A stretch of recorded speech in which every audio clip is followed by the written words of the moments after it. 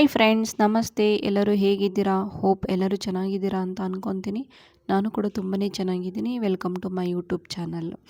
ಇದು Sunday morning vlog.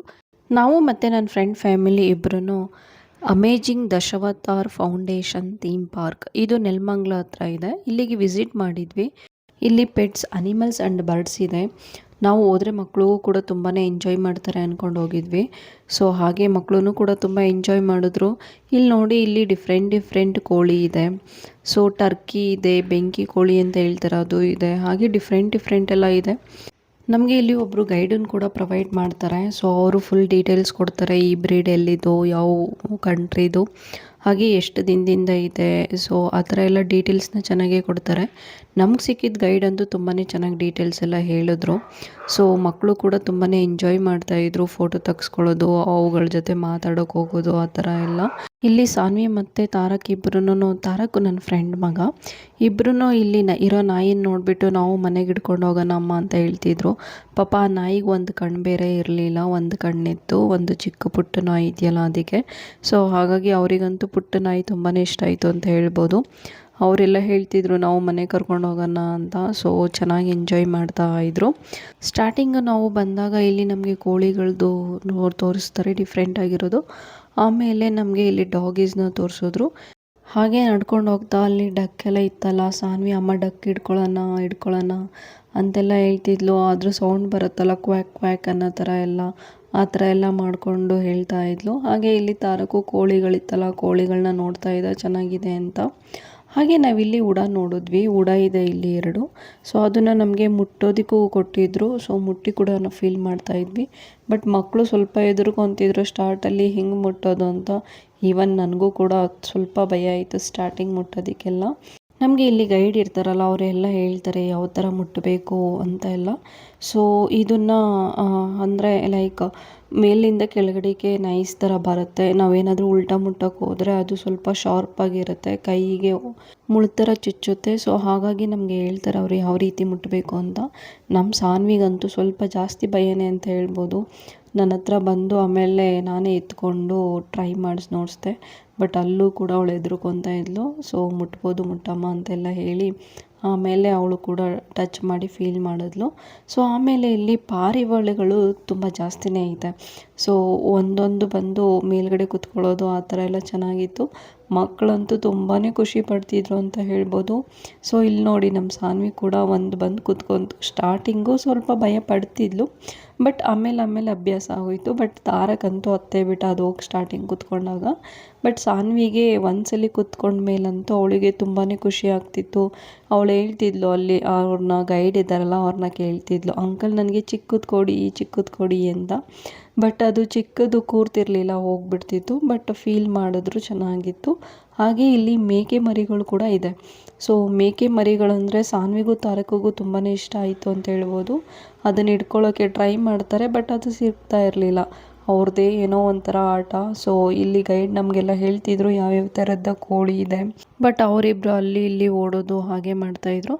ಆಮೇಲೆ ರ್ಯಾಬಿಟ್ನ ನೋಡಿದ್ರು. ಸೊ ರ್ಯಾಬಿಟ್ನ ನೋಡಿದ್ಮೇಲಂತೂ ಇಲ್ಲ, ನನಗೆ ರ್ಯಾಬಿಟ್ ಬೇಕು ಫಸ್ಟು ಅಂತ ಹೇಳಿ ಬೇರೆ ಯಾವುದನ್ನು ನೋಡೋಕೆ ಅವ್ರಿಗೆ ಇಷ್ಟನೇ ಆಗ್ತಿರ್ಲಿಲ್ಲ.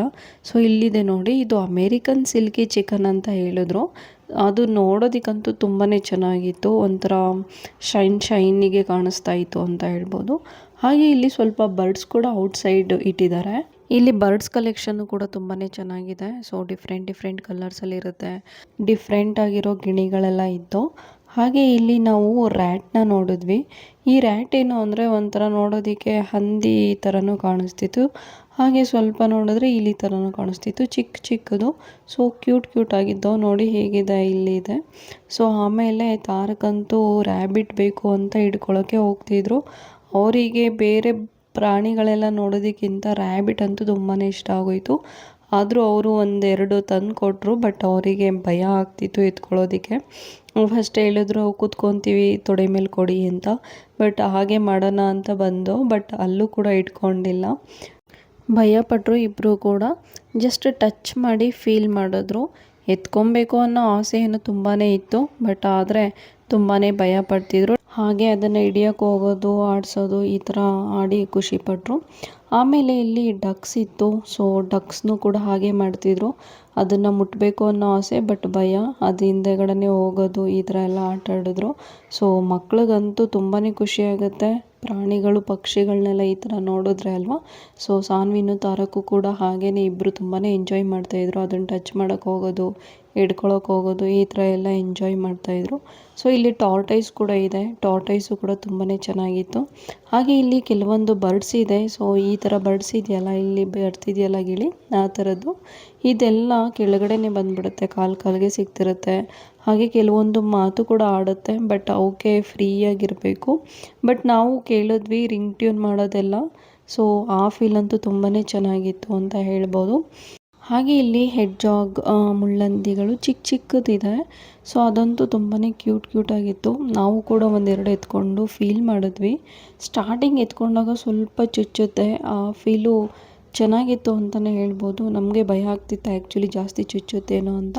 ಬಟ್ ಅಷ್ಟೆಲ್ಲ ಏನು ಚುಚ್ಚಲ್ಲ, ಜಸ್ಟ್ ಫೀಲ್ ಆಗುತ್ತೆ ಚುಚ್ಚೋ ಥರ ಎಲ್ಲ, ಆ ಥರದ್ದು. ಮತ್ತು ಇಲ್ಲಿ ಡಿಫ್ರೆಂಟ್ ಆಗಿರೋ ರ್ಯಾಟ್ಸ್ ಇದೆ. ಹಾಗೆ ಇವು ಡಿಫ್ರೆಂಟ್ ಆಗಿರೋ ಹೈಬ್ರಿಡ್ಡು ಹಾಗೆ ಕಂಟ್ರೀಸ್ದೆಲ್ಲ ಹೇಳಿದ್ರು.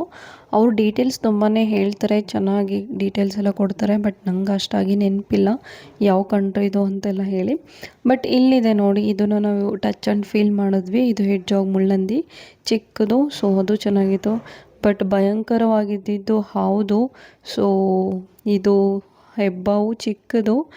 ನನ್ನ ಮಗಳಂತೂ ಫುಲ್ಲು ಹೆದ್ರ್ಕೊತಿದ್ಲು. ನನಗೂ ಸ್ಟಾರ್ಟಿಂಗ್ ಭಯ ಆಯಿತು, ಬಟ್ ಫೀಲ್ ಮಾಡೋದು ಅಪರೂಪಕ್ಕೆ ಒಂದ್ಸಲಿ ಅಲ್ವಾ ಅಂತೇಳಿ ನಾನು ಕೂಡ ಧೈರ್ಯ ಮಾಡಿ ಇಟ್ಕೊಂಡೆ.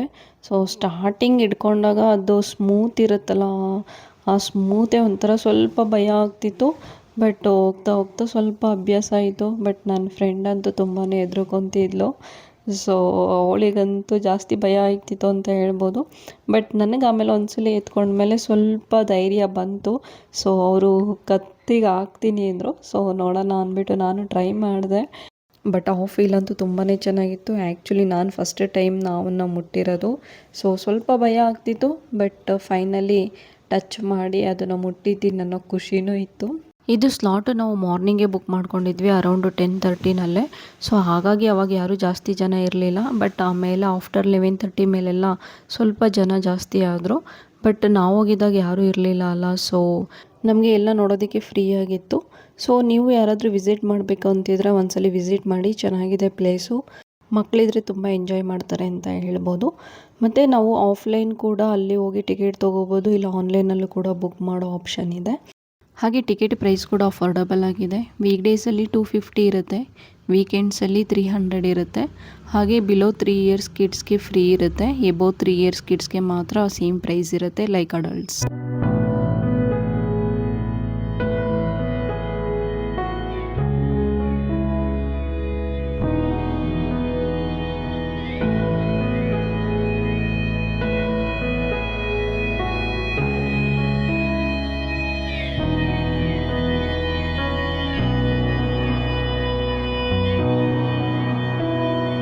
ಹಾಗೆ ಇನ್ನೂ ನೀವು ನಮ್ಮ ಚಾನಲ್ಗೆ ಸಬ್ಸ್ಕ್ರೈಬ್ ಮಾಡಿಲ್ಲ ಅಂದರೆ ಸಬ್ಸ್ಕ್ರೈಬ್ ಮಾಡ್ಕೊಳ್ಳಿ, ಲೈಕ್ ಮಾಡಿ, ಶೇರ್ ಮಾಡಿ, ಸಪೋರ್ಟ್ ಮಾಡಿ. Thank you all.